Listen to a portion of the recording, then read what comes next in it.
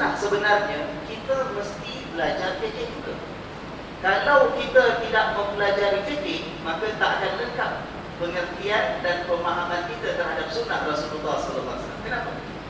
Pertama, tuan-tuan dan puan-puan sekalian rahimahullah, kalau kita lihat apa yang kita warisi daripada Rasulullah SAW, terutama perbuatan-perbuatan Nabi ya. Perbuatan-perbuatan yang Nabi lakukan dalam hidup Rasulullah SAW itu ada beberapa jenis dan kategori.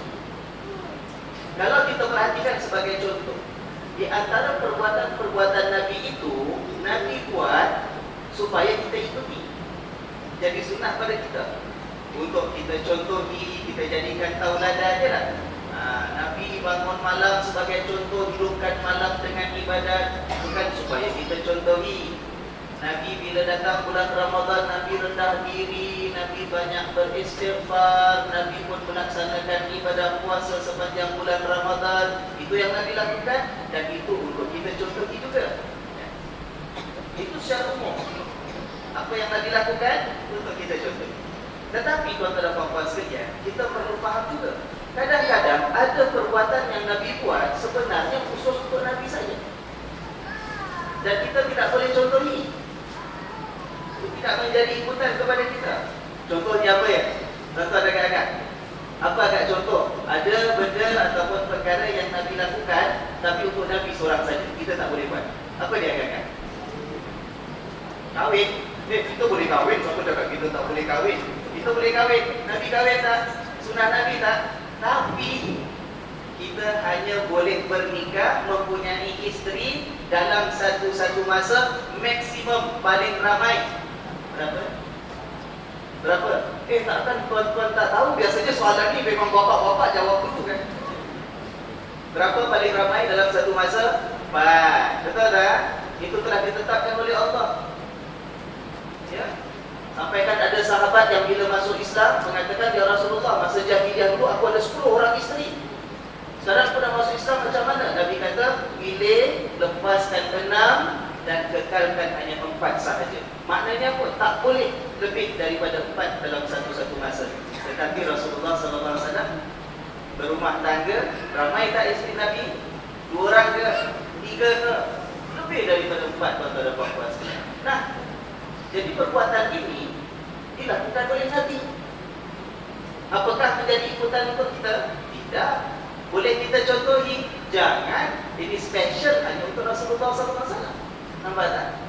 Begitu juga Nabi berumah tangga, bernikah. Di antara keistimewaan yang Allah berikan kepada Nabi ialah Nabi bernikah tidak bayar mahar.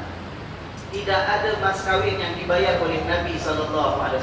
Padahal bagi kita, sah tak pernikahan kalau tidak ada maharnya? Tak sah kan?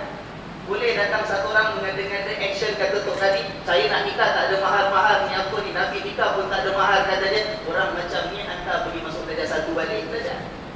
Sebab apa? Sebab kita kata ada perbuatan-perbuatan tertentu yang khusus untuk Nabi, bukan untuk kita. Jadi tuan-tuan, ini kan sunnah. Kan kita kata sunnah tu ialah apa yang Nabi buat, apa yang Nabi katakan, apa yang Nabi persetujui. Tapi ada 2 jenis. Satu yang untuk Nabi seorang khusus sahaja, satu yang untuk jadi ikutan kita semua. Nah, kat sini pentingnya kita mesti belajar fikih. Kalau kita tak belajar fikih, akhirnya macam mana kita nak fahami sunnah? Formal semua sunnah ni jadi. Ya dah.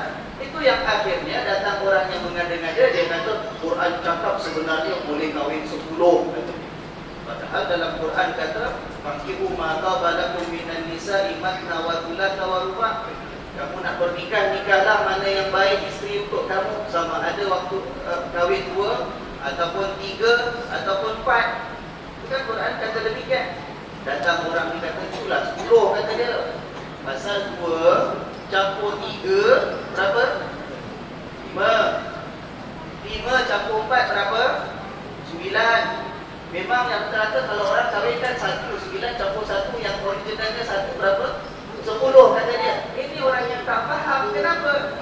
Sebab dia pegang Quran, dia nak ikut sunnah perbuatan Nabi, ikut hadis, tetapi dia mengenafikan fikih yang telah diuraikan oleh para ulama dengan penjelasan yang menunjukkan bahawa bahawa sebenarnya perbuatan Nabi dalam kahwin lebih daripada 4 itu adalah khusus untuk Nabi sahaja. Nampak tak?